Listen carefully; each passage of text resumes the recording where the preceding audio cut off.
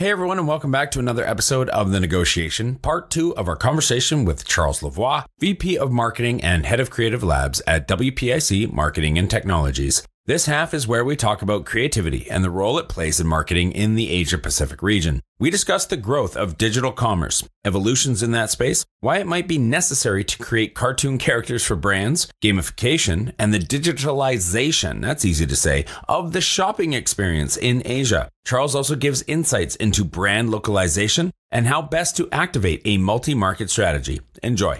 By prioritizing, you can't necessarily have a photo shoot for each region. It's going to be expensive. I think one of the good ways then to come back with co-creation. That's when co-creation with KOLs in each region can help you not to get necessarily editorial type content like high quality, but it can get you a lot of good localized content that will make your consumer feel like your brand is involved in the market, is connecting with local customers. So I think that's a good way of co-creating. So having like precise guidelines, but co-creating with creators around the regions to be able to have a certain number of assets that can allow you to be relevant on social media channels there. Home to over 4 billion people, the Asia-Pacific region boasts one of the most powerful consumer markets on the planet. Not only is it home to half of the world's under 30 population, but it's also home to more than half the world's internet users. It's a market that no globally minded organization should ignore. But entering markets like China, Japan, or Southeast Asia is no easy task. Just ask the likes of Microsoft, Google, Uber, and Facebook. However, times are changing, and with the right partners, doors are slowly opening as more and more companies find success growing their key markets in APAC. I myself spent 8 years in China, mostly as a venture capitalist, helping early-stage tech companies grow in the Asia-Pacific market successfully. This show is dedicated to uncovering and examining successful Asia market entry and growth strategies by interviewing the experts who've done it before and truly understand what it takes to be successful in the region. My name is Todd Embley, and welcome to The Negotiation, brought to you by WPIC Marketing and Technologies. Let me ask you, so if in APAC, and I think you called out Japan, what is happening in other markets where this hasn't taken off? In Japan, where social commerce hasn't necessarily taken off, e-commerce has had a big growth. I think, with COVID and everything, just the factor of convenience. That said, I think across the region, what's we're seeing more and more is a hybrid model. So there's that idea of like buy online, pick in store type of thing. So we're all talking often about a region with high density city, right? So like everything is close, and then people are appreciating the convenience of online shopping for pretty much all category.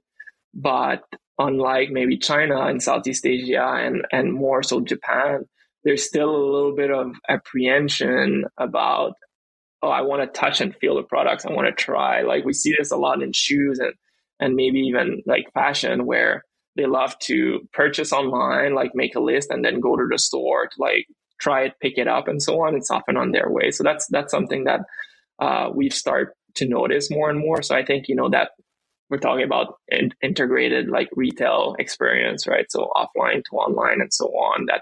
That's something that's definitely becoming more of a thematic, right? I think 2 years ago, everyone started to get extremely bullish on e-commerce. And that's definitely, again, as a marketer role, more and more of that product discovery, like decisions happening online, but still not forgetting about the part of offline experience is still important.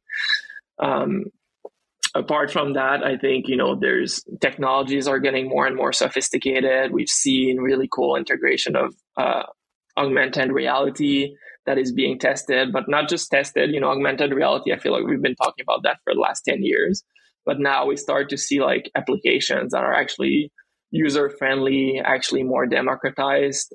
So that's like definitely true in China and Southeast Asia, where people can, have avatars, can try clothes on, can kind of project like some furniture in their home and so on. So all that to digital commerce are some trends that are pretty interesting to see happening in the region. Okay, let's have some fun and talk about actual campaigns and ask you, what are some of the most innovative, interesting, kind of fun styles of campaigns, some really cool viral stuff that you've seen in Asia over the past year or so that you can call out that you thought was really cool and tell us about? Yeah, I mean, I'm going to be a little selfish here. You're going to call out your own, aren't you? Yeah, I'll talk a little bit because I think it's a part of the purpose of why that rebrand. I might touch on some other campaigns that I've seen that are pretty interesting. Fair enough. But yeah, I think one of the really interesting brands that we've been working on and where I think touched to a lot of the theories I've been talking earlier, right, is we've been launching a barefoot running shoe in China. So that's really a niche brand and a new concept that actually was not known to Chinese consumers. So it's really... Is that the brand name? So it's called Zero Shoes. Yeah, and barefoot running is ultimately like a concept that tried to bring basically your foot closer to the ground, right? So the theory is that our foot have been designed to help us walk, and they're designed better than any shoes. So we're walking often with big soles and so on big shoes for running and so on. That's actually a little bit counterproductive, right? Oh, I have a pair. Yeah. I mean, anybody who's read the book Born to Run and meets this character Barefoot Ted and dives into the science of, the foot being the most architecturally advanced thing that has ever been produced on the planet. And then we stuff it into this foam box and then run around, and then we start getting injuries and knee and hip problems and things, and everybody wonders why. And so it kind of goes back to actually engaging the foot, letting the foot do the work the foot was designed to do when it was created, whatever. And that's the whole purpose. And I'm with you. Yeah. And for those who haven't read Born to Run, go read Born to Run. Yeah, exactly. So, I mean, you get it. And then the thing that, the Chinese consumers, I mean, except a very few ones that had, maybe born that book and so on, they were not aware about this concept, right? So that's where if you put that shoe a digital shelf, what I was saying, right? It's a shoe that looked maybe like any other shoe. You can, it might be a little bit different, but you don't really get the concept, right? So that's when we really needed to, think about, it's good for runners. What type of runners can use that? Then we figured out, it's good for CrossFit, and there's like up and coming CrossFit community. And then most recently, Ultimate Frisbee really became kind of one of the most played sport by like young Chinese people. And then we kind of connected that it's really a good shoe for Ultimate Frisbee. So these micro niche and micro community where we were able to work with, on daily, like weekly live stream with one of like CrossFit coach that had her own gym to explain, how the shoe was better, how to do the movements of CrossFit with that shoe and so on. So, connecting the product with experience, and then a lot of, other kind of items that can go into the journey of a barefoot runner, and then do that as gift with products. And we actually organize as well a big kind of running challenge just at the end of COVID, when the lockdown were finishing, where people were so eager to do outside running, where we actually had a couple of thousands of people participating in a challenge in collaboration with runners, basically to go out there and run with. They could win kind of some of these shoes and lucky draw, and they had to do special parkour, special destination in the city. We also did a scavenger hunt, with the city to invite people to start running and kind of try different movements with the shoes and so on. All recorded that to video format, and a lot of this happened on social and social commerce, on TikTok, and some review on Redbook. So I think that's a good kind of case study that really gives an example of what I was talking about, what can be done, micro-targeting, community engagement, and so on, product discovery through the story. Because ultimately, that's what's really important about this shoe or this type of shoes, is the story, the why around it, right? I think, another interesting campaign that we've done, again, with that same concept is we're working with that brand that's pretty successful, that mixer brand, right? Vitamix in China. And then one of the insight here is, everyone is busy in Asia and everyone's overworking and like basically the thing that you can't buy, right, is time. But a product like Vitamix can help you buy time. And then basically we made a campaign that gone viral, was basically the 1 minute recipe. So inviting people to do these like recipe and record themselves under 1 minute and kind of blend it. Obviously, probably not all of them were the tastiest, but we had some great recipe and some great winner that came. And then kind of that really promoted the brand, but also the product value proposition in a way that was done, on TikTok, on Douyin with a campaign that is really engaging. Another one that is maybe like a little bit more of a traditional industry, actually, and that's where, to me, I think the word creativity really takes all its meaning. Was we're working with a health supplement brand from Canada. They have basically a range of product of health supplement. So what we did is we actually took the 5 hero products and we created these cartoon characters that personified the product. So with kind of features on the character design, give them a name and like a little story, and kind of brought them alive on, like basically inferring the product value proposition. And we use these cartoons then to create a lot of IP collaborations, brand collaborations, and so on, that, again, to the point of gamification, really kind of transformed that from just another health supplement brand to something that really surprise the consumer and stick to their mind, and then be able to like explain the value proposition.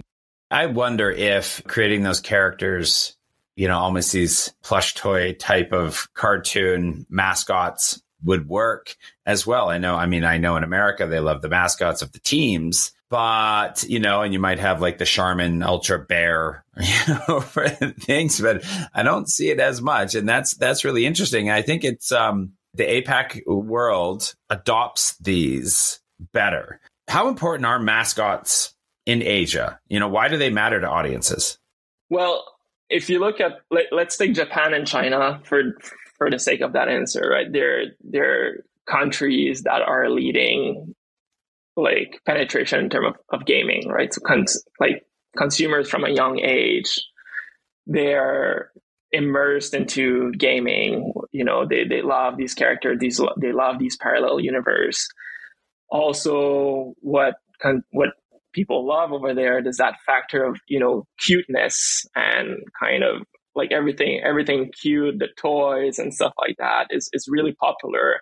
I'm not exactly sure of the why behind that, but this is definitely like something that I could think about. But just these two factors, right? People are open to gaming. They're immersing themselves hours per day in gaming. I think there's 500 or 600 million people just in China that are like doing over an hour a day of gaming, whether it's on their phone or in the computer. So this theory makes it their mind are open to that, and they're looking for that, right? To almost escape kind of the reality of the concrete jungle and so on. So as a brand, right, you can really leverage that. And I think as a brand could be a consumer product brand, but I think if we go back to just the recent, Beijing Winter Olympics, the most talked about was the mascot of the Beijing Winter Olympic, right? Everyone loved it when that was launched, and so these things go viral. So it's something that is interesting as a marketer. Like, is there something I could add to it? It's not gonna make or break your brand, but it's definitely a little addition to have a mascot that can go offline, that can stick to your to the consumer brain. I think if we go back of Chinese astrology, they're all animals, there's mascots and so on. So I think a lot of that kind of connects the dots on the why.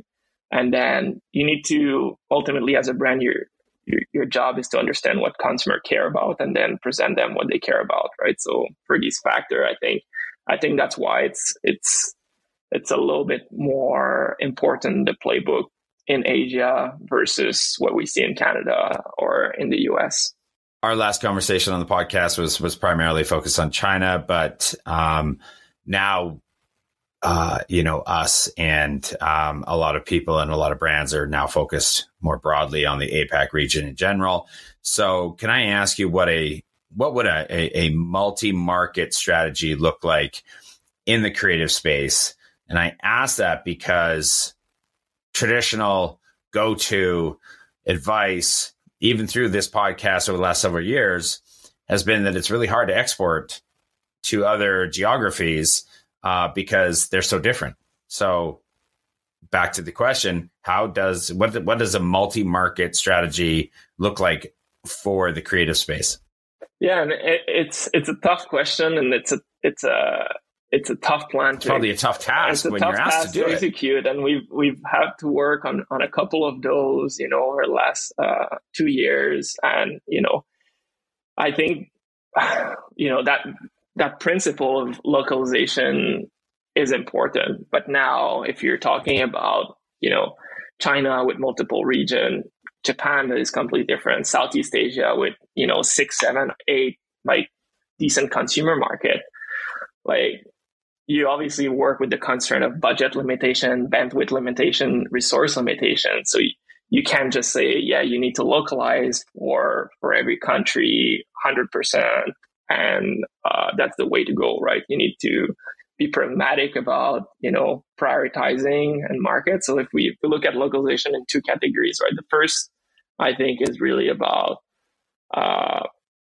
positioning and messaging and content copywriting, which is probably less costly, maybe more of an expertise type of thing, right? So understanding, let's say you have 10 countries across the regions, going back to your niche, like, okay, what are the countries where I have a potential good product market fit? And then like within these niche, what are the countries where I want to kind of focus my efforts? You need to take into consideration, of course, competitive landscape. Once you have that, you might have the same product as I call about this brand assets, right? Different messaging tactics, and they might not all be relevant at the same hierarchy for different markets. I'm going to take an example of a project we're working on for a skincare device, right? So in one market, their skincare device, just because of price, the way they're positioning is definitely a premium offering. So, premium technology, premium offering. In another market, which is Japan, it's one of the most mature skincare device market in the world, where they actually more price competitive there. So their messaging needs to change, their positioning, the way they communicate, right? One might be focused more on like the tradition of the brand and the history and the technology. The other one might be more focused around good product for good value for the price and so on. So this, it can't contradict each other, but it needs to be tailored to the realities of each market. And then when it comes to copywriting and language, right? Obviously, China, you need Chinese, Japan, you need Japanese. When it comes to Southeast Asia, then you need to think, okay, I can go with English as a market, and you can have a certain reach if you think your demographics are like only most educated market. But if you go with more mid-level market, more of a mass market approach, then you're starting to have 10, 12 kind of local languages that you need to prioritize. So again, it goes back to the initial stage of making decisions.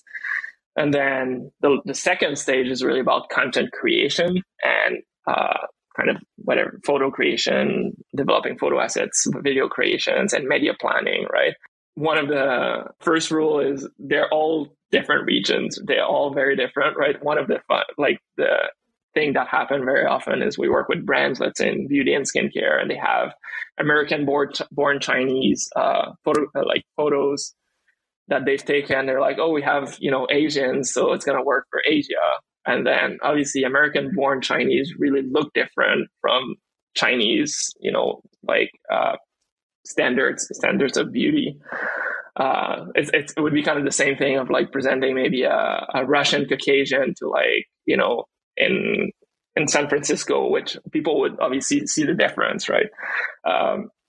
So it's same thing happened within the reality. So, again, by prioritizing, you can't necessarily have a photo shoot for each region. It's going to be expensive. I think one of the good ways then to come back with co-creation, right? That's when co-creation with KOLs in each region can help you not to get necessarily editorial type content like high quality, but it can get you a lot of good localized content that will like make consumer feel like your brand is involved in the market, is connecting with local customers. So I think that's a good way of co-creating. So having like precise guidelines, but co-creating with creators around the regions to be able to have a certain number of assets that can allow you to be relevant on social media channels there. Okay, so my last question, now that we've kind of worked through all of that, brand comes to you, they want to have a multi-market strategy. How do you advise them on this desire for expansion to go to multiple geographical regions at the same time? Yeah, so I mean, there's a few factors to consider, right? So one, okay, doing it at the same time, we might do the planning at the same time, but the actual launch might be, 2 months delay.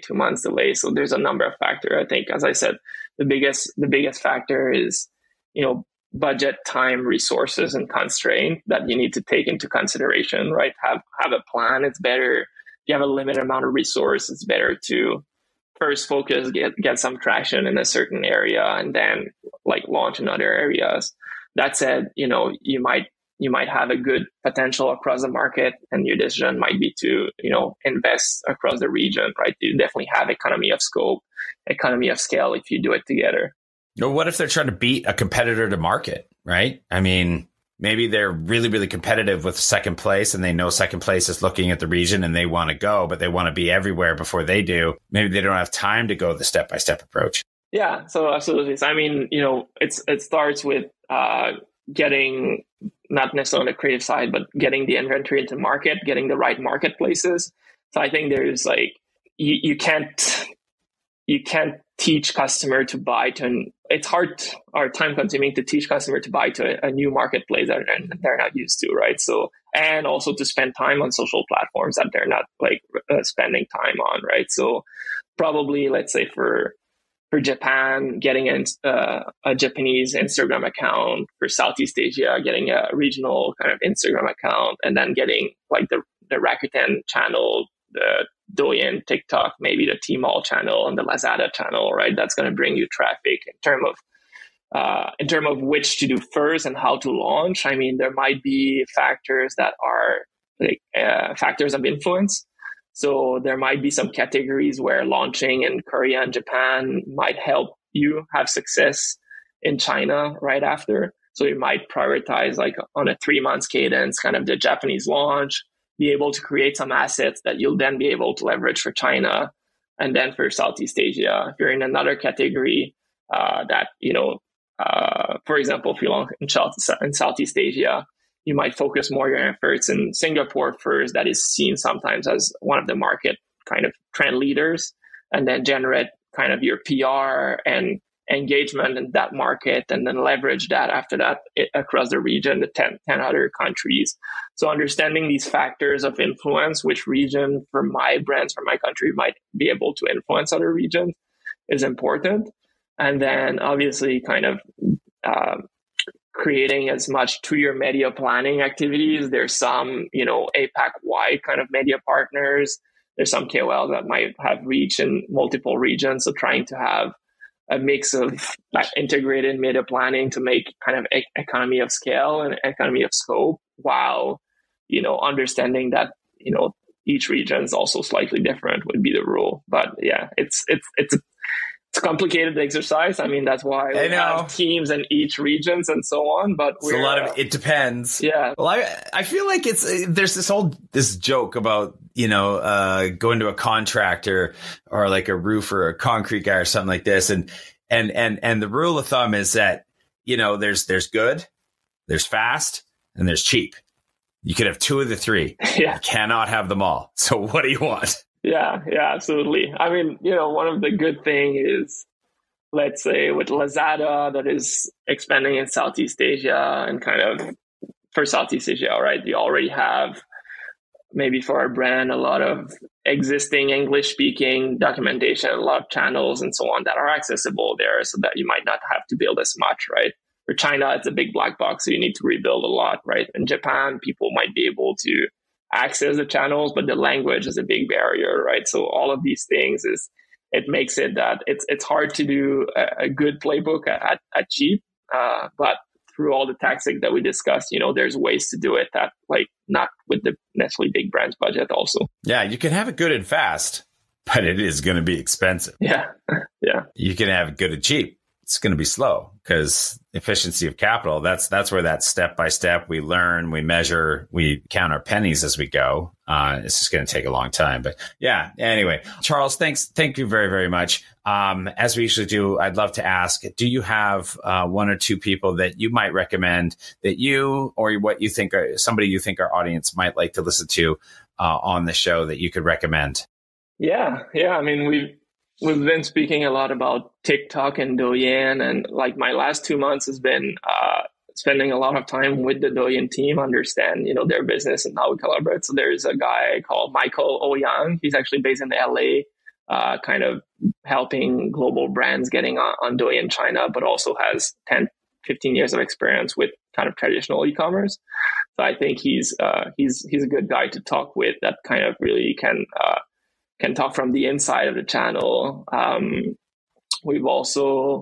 There's a lady called Wang Ting that I've been working with very closely for Southeast Asian market. She's a partner there. And then she's launched her agency in Malaysia and Singapore. She's doing a lot of cool stuff into PR, media planning and strategy and understanding the region. So I think these are two really interesting folks that I've been spending a lot of time talking recently and learn a lot from. So, yeah.